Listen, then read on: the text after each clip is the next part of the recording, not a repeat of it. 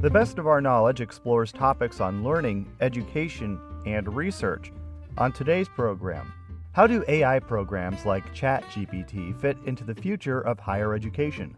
A Manhattanville College writing professor shares his thoughts and a poem. Students rallied at the New York State Capitol in Albany for free college tuition.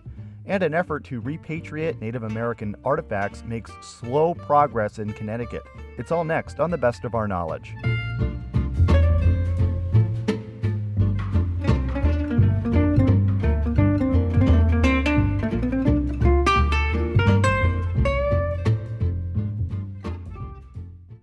You're listening to The Best of Our Knowledge. I'm your host, Lucas Willard. The cost of higher education is expensive, and lawmakers often tout their desires to rein it in. But some of the loudest calls for tuition reduction come from the students themselves. Student advocates gathered at the New York State Capitol in Albany earlier this month to rally behind a new deal for public higher education in the state. With a state budget deadline looming, students marched through the Capitol, calling for a tuition freeze at the state's public colleges and universities.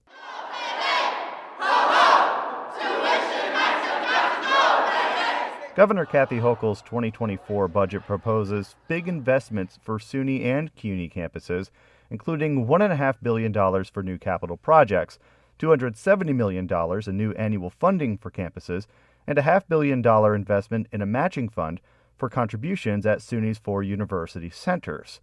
But the plan also includes a system-wide tuition increase of 3%, 6% at Albany, Binghamton, Buffalo, and Stony Brook. The administration says the increases are needed to ensure SUNY and CUNY schools are able to invest in their futures in a time of rising costs. Student advocates say the tuition increases are the wrong idea and are pushing for free tuition for all. University at Albany student and SUNY Student Assembly Senior Director of Government Relations Joshua Chan said the so-called New Deal for public higher ed is especially important for immigrant families. Our immigrant families came here to give us a better life. Through the public education system here at SUNY and CUNY, that's possible. This budget must include free SUNY, free CUNY, higher TAP increases, and a higher Excelsior increase as well. Because those are the mechanisms that provide freedom and liberty for our students all across New York State. New York's Excelsior Scholarship Program covers tuition for qualifying students at SUNY and CUNY schools, but not college-related expenses like room and board, making financial aid still necessary for many. Ronald John Claude Jr., a Haitian immigrant, spoke about the difficulty he faced in securing financial aid while he was attending community college in Queens. I experienced firsthand the struggles that many students face. I had to balance my studies with a job and security, and it was challenging to find time and meet with advisors. Although I was eligible for financial aid, I had to appeal 3 times to receive it. This experience made me realize that we need a new deal for CUNY. Sonia Concepcion, a SUNY Cortland student and member of the New York Public Interest Research Group, wants investments in public higher ed to improve student services. This issue is really important to me. My first semester, I almost failed out because I didn't have the mental health services provided for me at SUNY Cortland. There's only 2 mental health counselors for all 6,000 of us. The $4.7 billion New Deal for higher education has bipartisan support. Queens Senator Toby Ann Stavisky is chair of the State Senate Committee on Higher Education. The Democrat touted the legacy of the former New York governor and President Franklin Roosevelt's Depression-era economic policy. And I'm here today to support the New Deal.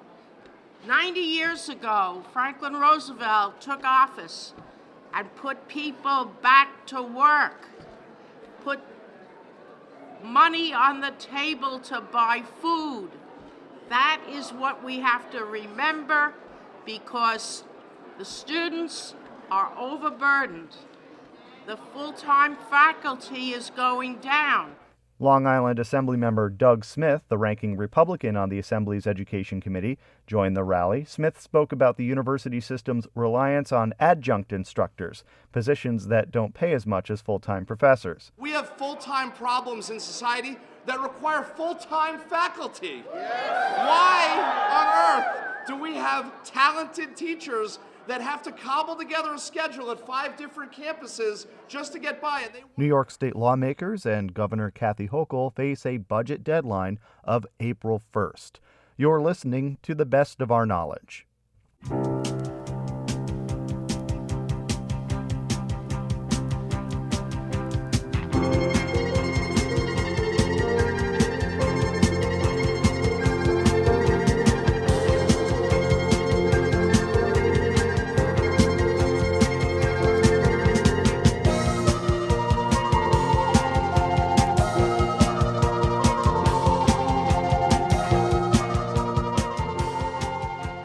With the advent of AI platforms like ChatGPT, educators are pondering how the technology will affect the education system.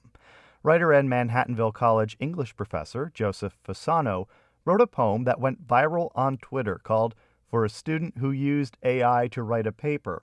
The poem reads, quote, "Now I let it fall back in the grasses. I hear you. I know this life is hard now. I know your days are precious on this earth. But what are you trying to be free of? The living? The miraculous task of it? Love is for the ones who love the work." End quote. I recently caught up with Professor Fasano and asked him about his poem and his interest in AI technology like ChatGPT. I always say to my students when we're talking about technology, which is such a tremendous, all-embracing term, think of nuclear power, for example, which has the potential both to power a city and also to destroy one. So of course, the old cliche is true. It's a matter of how we use these technologies that we've developed. So a couple, weeks ago, I'm a professor as well as a writer, and we've begun talking a little bit about how to not combat, I don't want to say combat, but how to harness these technologies so that students are perhaps using them for good, because they really are miraculous kinds of technologies. But you do have the potential for unethical use, or let's say use that's not very productive. That is to say, students using these AI functions to, do work for them in the sense of not learning the material. And so some weeks ago, I wrote this little poem that was, hopefully coming from a place of compassion as well as anything else. It contains some lines that speak to a student who has presumably used AI technology to get out of writing a paper by himself. And, I was surprised by the response that it got, because I posted it to Twitter and it sort of went viral, and it had a tremendous response from educators particularly. And I think one of the things that they told me they saw in it was that I was not just being dismissive of this technology. It's more of a matter, it ends with the line, "Love is for the ones who love the work." Now, what that means is I'm not trying to, drive students to do things that they see no benefit in. But, as I say, it's the cliche that it's how we use this technology. And, my poem was just an attempt to bring some humanity into the discussion. And hopefully it did that. Have you tried out the software yourself? Yeah, a very good friend of mine is he codes for his living, and so he is a tremendous advocate and has shown me and sort of taught me the amazing things that some of this technology can do. So I made it clear to him right after that poem was going viral. I texted him and I said, "Look, I don't want you to think that I'm, coming down on this technology categorically. I think it would be silly to do that. But it's really just a matter of always reminding ourselves what we're using it for." So I tested it out. I had ChatGPT write, I guess it would be kind of like a term paper or history paper on the invention and the widespread adoption of the internal combustion engine. So it went all the way through, steam engines turning to internal combustion engines, two-stroke engines, and then Henry Ford popularizing engines through the use of the assembly line. And it went through all of this, but I needed to have a base background knowledge, at least to kind of connect the dots. I was able to get it to define one point of information, but then it was on me to kind of fill in, okay, then what's next? Right. And for it to make kind of sense of an essay, I had to have prior knowledge of what an essay should look like or flow like. But who's to say that this technology won't get a lot better and say, okay, write me an essay on the internal combustion engine, and it'll go from soup to nuts. Right. Right. Then it knows the form that you're asking of it. I think it was Noam Chomsky. I'll misquote it, I'm sure, but said something like, we live in an age when we have so many facts but know nothing, which is the distinction between facts and wisdom. So one of the things that this technology is clearly doing is it's compiling and going through all of the facts that are available, or all the data, let's say, that's available, to distinguish that from facts, and then assembling it. The process of learning in the human brain is in a way similar, of course, to what's going on here, which is an integration of facts and data from disparate sources. I think the benefit here is these models can show us in a way, how to pull disparate pieces of data together into these interesting forms. But of course, who knows what the future holds? One part of me wants to say, well, we can't lean on this technology because then what will happen to our synthetic intelligence, our ability to put facts together? But who knows if 5 years from now, 10 years from now, 5 months from now, we're not somehow actually literally biologically symbiotic with these technologies, so that somehow they are helping us compile information and put it together. Look, I mean, as a writer, I believe that one of the most the human things we can do is the ability not just to analyze but to synthesize. So, for example, I'm a chess player as well, on a bit of an amateur level, but it's something I love to do. There is no debate that a computer can out-calculate even the most intelligent human being. The great current world chess champion Magnus Carlsen, if you were to sit down against a computer by pure calculation, he stands no chance. But yet, what can a human mind do? A human mind can perceive things holistically. You were talking about the form of the essay there. The human mind can be creative in its ability to synthesize things from disparate realms of inquiry. And I think the poetic intelligence and the artistic intelligence is that. So when we listen to a great symphony, or we look at a great work of art, we see the human mind making these unexpected, interesting connections between things, and we perceive a kind of soul behind that. Now, again, who knows? Who knows where is the moment when these technologies sort of pass the Turing test, as it were? I don't know. I'm not apocalyptic about it, but I do know that I am interested in having an active conversation about it. Because I think the only time that our own technology can kind of hurt us, it's the same as the way our own minds can hurt us, is when we stop thinking about it on a meta level. We stop talking about it. We stop, really having an open conversation about those things. And that's all my poem was trying to do, is to try to, say, okay, however you're using this technology, let's reflect on it. Sure. And, I was thinking about ChatGPT and how it works, and it almost seems like it's a search engine that makes complete sentences. You know what I mean? Like, there's information that's already out there that is accessible through Wikipedia, through a Google search. Google will do your math homework for you if you want. But what is lacking is there is an individuality that's lost.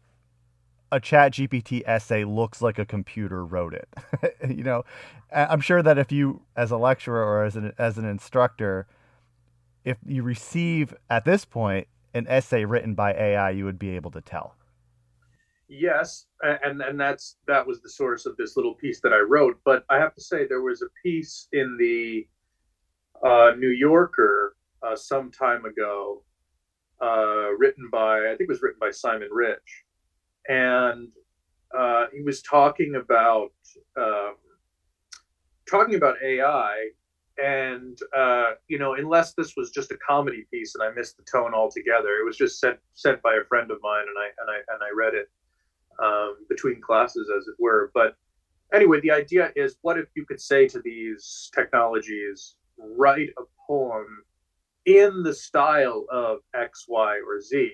So, and as far as I can tell, and I'm certainly no expert on the technology, but as far as I can tell, that is something that these technologies can do. So you'll say, write a poem in the style of Philip Larkin, and it has the incredible analytic ability to look at all that data and to spit it out, in syntactic forms that are recognizable as a certain poet's style, images that are recognizable as a certain poet's content.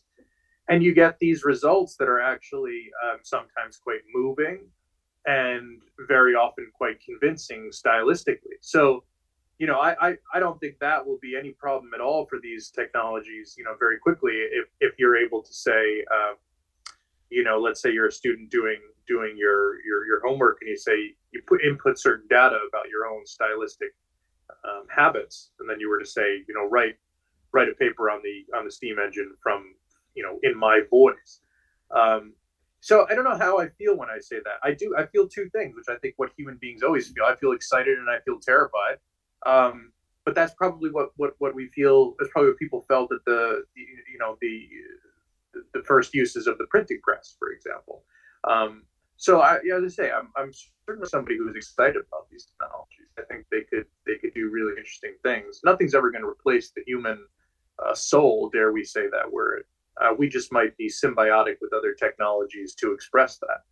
Are you worried that students will eventually learn and rely on AI as a crutch in their writing, and that they won't develop their own voice?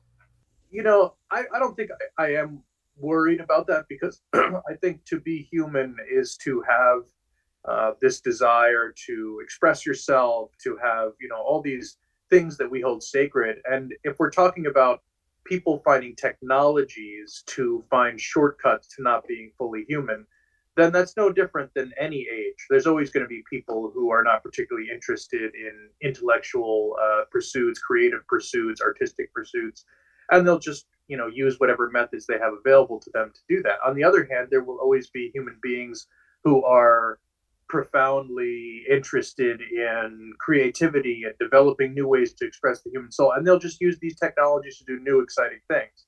So I'm not worried about it in that sense. It will just become a new tool for the next generation of really creative, amazing, interesting people to do the next evolution of the human thing, which is expression, analysis, synthesis, and as I say, somehow expressing the human soul. So yeah, is it a problem from a pedagogical standpoint where you have to now use certain be aware of certain things to rein in a certain kind of student who might, go either way with their work ethic? Sure. But I think that's always been the case in education, in society in general. And, you have to have a modicum of faith in what the human being is attempting to do. So that's what I would say. Have you had any conversations with your students about AI and its impact on learning or use in class, that kind of a thing? Yeah, one of the things when I teach, I teach poetry and fiction, but I also teach composition. And, I've been doing that for about 15 years. And when I first started doing it, it was not at all what it is now, which is within the past 5, 6, 7 years, it's a very open discussion about uses of technology, so that they can see that I am not just, categorical about it. And I talk to them. I've started talking to them about AI, whereas maybe 4, 5, 6, 7 years ago it was, let's talk about, social media, or a couple years ago it was like, let's talk about Grammarly, things like that. And so I just try to have an open conversation with them about what do they see in it, what do they want from it, what are they going to, use.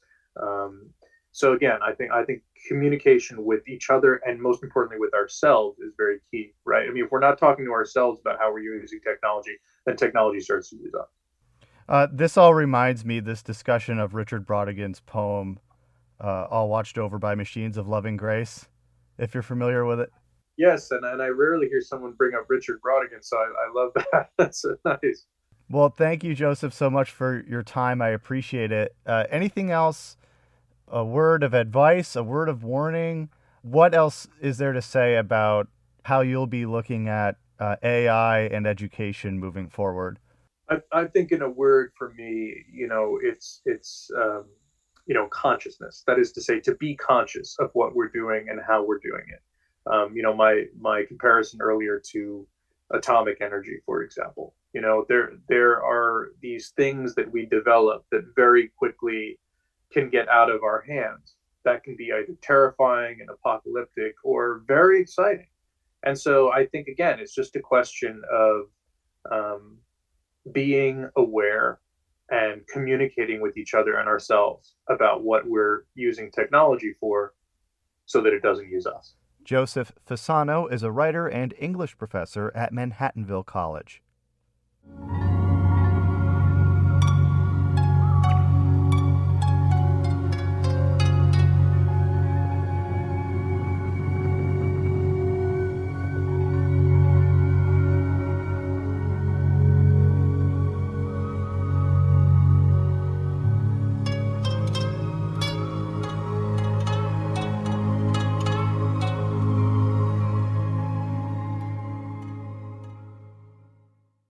You're listening to The Best of Our Knowledge. I'm Lucas Willard. A 1990 law requires federal agencies and museums that receive federal funding to repatriate certain Native American cultural items, including human remains and sacred objects. But several Connecticut museums have yet to fully comply with the law.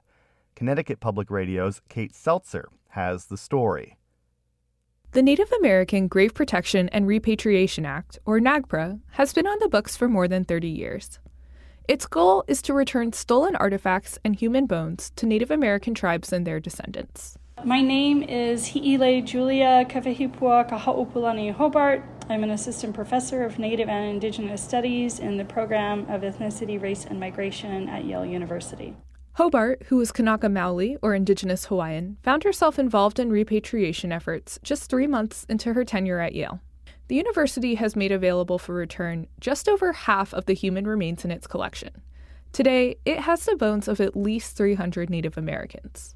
Hobart learned that among them were iwi, or ancestral bones from Hawaii, and they were ready for repatriation. And since there was a similar effort at Vassar College happening around the same time, Hobart and 2 native Hawaiian Yale undergrads embarked on an intensive week of learning repatriation customs. So for me, it was really, really key to think about who was here and who could really participate in such a way that we could really show these ancestors that we understood what it meant for them to be here for 150 years and essentially forgotten about. Hobart said the student involvement was important because most institutions don't include campus community members in the repatriation process. We weren't doing something heroic, but we were doing a small thing that could correct one of many, many wrongs. For its part, the Peabody Museum at Yale, where the bones were housed, says it's committed to righting those wrongs. Part of that commitment includes a recent approval from Yale to increase the number of staff members working on NAGPRA compliance from 1 to 3. It is a lot harder to undo this tragic legacy than it was to commit it. That's Chris Renton, Associate Director of Communications and Marketing at the Peabody. While many of the human remains in Yale's collection were donated, others were removed by Yale itself. Records show, for example, the Yale Peabody Alaska expedition removed the remains of at least 2 individuals from their resting places in the 1930s. We have no interest in holding on to human remains. We want to repatriate them as quickly as possible, but to do it respectfully, to do it with cultural sensitivity is a sometimes long and difficult process. Museums might have to speed up the process in the coming years. The U.S. Department of the Interior has proposed stricter deadlines to the NAGPRA process. Jessie Cohen is the repatriation registrar at the Peabody. She says that it's a unique moment where both the law and a general cultural shift are pushing the process forward. There's been a reckoning for museums in the last decade or so of colonial legacies. A recent investigation from ProPublica found there are hundreds of thousands of unrepatriated remains in the U.S. The data, which is maintained by the National Park Service, isn't always up to date. For example, both Wesleyan University and the State Museum of Natural History at UConn have identified more remains than have been reported to NAGPRA. Jacqueline Veninger-Robert is the NAGPRA coordinator at UConn. We are actively working on still going through other elements of our collection, and we're also actively working on several consultations right now. Records also show the Stamford Museum has the remains of at least 8 Indigenous people. We were initially told that the museum knew nothing about NAGPRA, but they later said in an official statement that their total inventory of remains has been available for repatriation since the 90s. This fulfills NAGPRA compliance, but is counter to what the records show. On the other hand, the Barnum Museum says they completed their repatriation process in 2002 with the burial of the single skull in their collection, but that has not yet been accounted for in the data. And the Bruce Museum completed the last hand delivery of the remains in its collection last year. Connecticut museums say they're committed to full NAGPRA compliance. Hobart says she doesn't want to be overly critical of ongoing efforts, but of course it's not happening quickly enough, and it will never happen quickly enough because it shouldn't have happened in the first place. In the meantime, Hobart hopes museums will continue to involve local community members in what can be an emotional repatriation process. That story from Connecticut Public Radio's Kate Seltzer.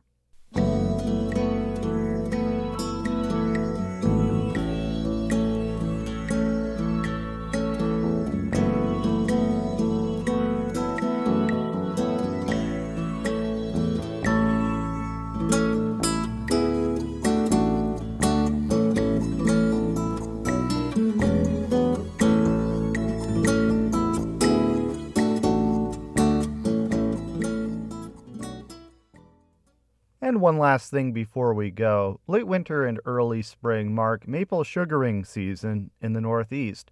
During the month of March, sugar houses boil sap from sugar maples into golden syrup that's perfect on waffles, ice cream, and popcorn. Several states host maple weekends where sugar houses open their doors to the public for a pancake breakfast.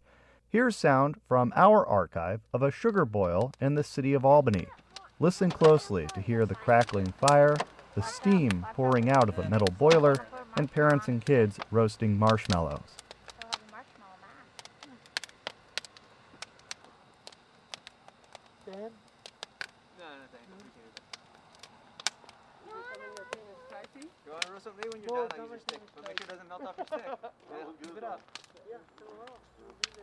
A rule of thumb is it takes 40 gallons of sap from a sugar maple to produce 1 gallon of syrup, and cooperative weather, with days above freezing and nights below.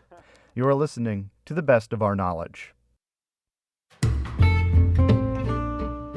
This has been The Best of Our Knowledge, episode 1696. The Best of Our Knowledge is a national production of WAMC Northeast Public Radio. Thanks to associate producer Jody Cowan. Our executive producer is Dr. Alan Shartok. To hear past episodes, visit our flagship station's website at wamc.org. Until next time, I'm Lucas Willard.